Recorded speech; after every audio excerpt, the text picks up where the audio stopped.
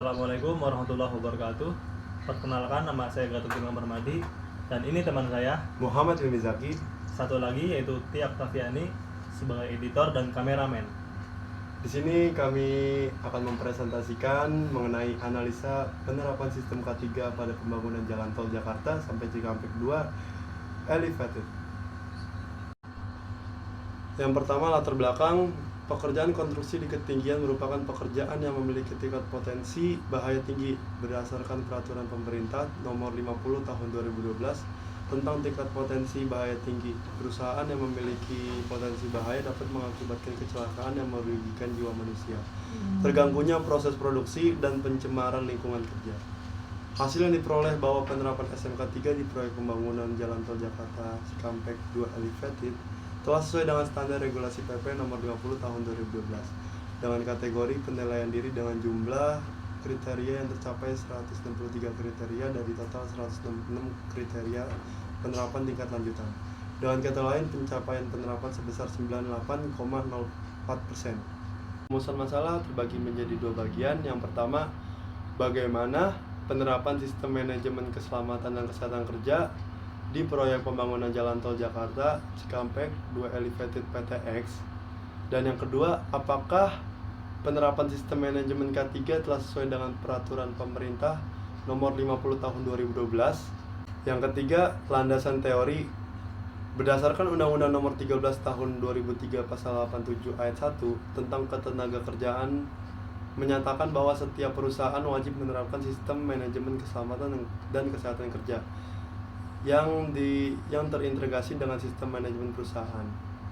Selanjutnya, penerapan SMK 3 diatur dalam Peraturan Pemerintah Republik Indonesia Nomor 50 Tahun 2012 Pasal 5 ayat 1 dan 2 tentang penerapan sistem manajemen keselamatan dan kesehatan kerja yang menyatakan bahwa setiap perusahaan yang mempekerjakan pekerja atau buruh paling sedikit 100 orang atau lebih mempunyai tingkat potensi bahaya tinggi.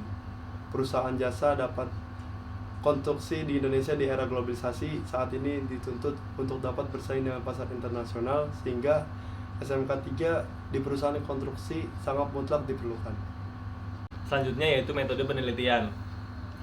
Metode ini menggunakan metode mixed method. Yang pertama, in-depth interview untuk mencari data kualitatif.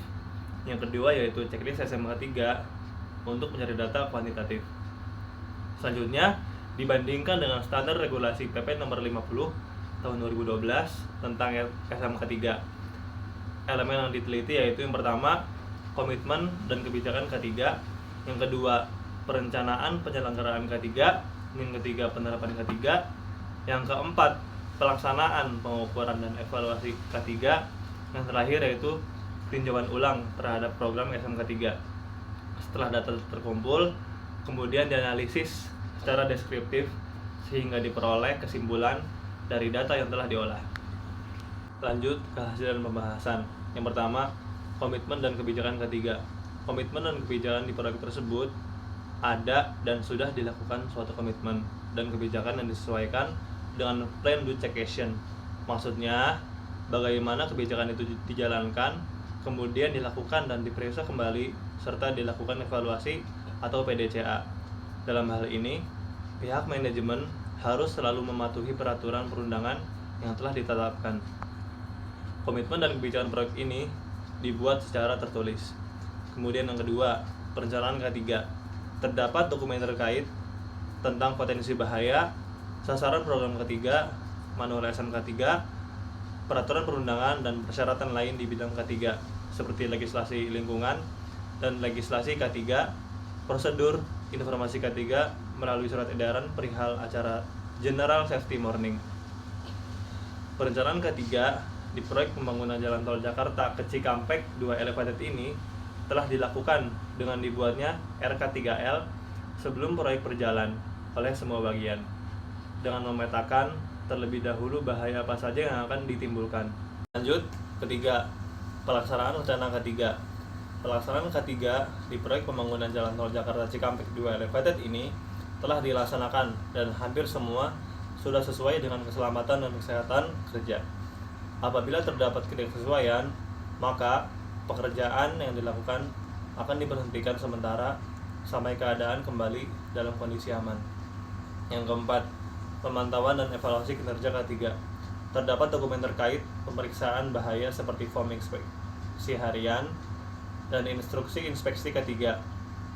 Pemantauan lingkungan kerja meliputi laporan hasil uji lingkungan, inspeksi pengukuran dan pengujian dengan menggunakan alat pengukuran yang terkalibrasi. Pemantauan kesehatan tenaga kerja meliputi pelayanan kesehatan dan pengecekan kesehatan berdasarkan hasil evaluasi. Dan pemantauan pernah terjadi kecelakaan kerja berjumlah 4 orang dengan luka akibat terjatuh, terkena gerindra, terjepit material, dan patah jari, dan korban meninggal berjumlah 2 orang. Selanjutnya yang kelima, tinjauan ulang SMK 3.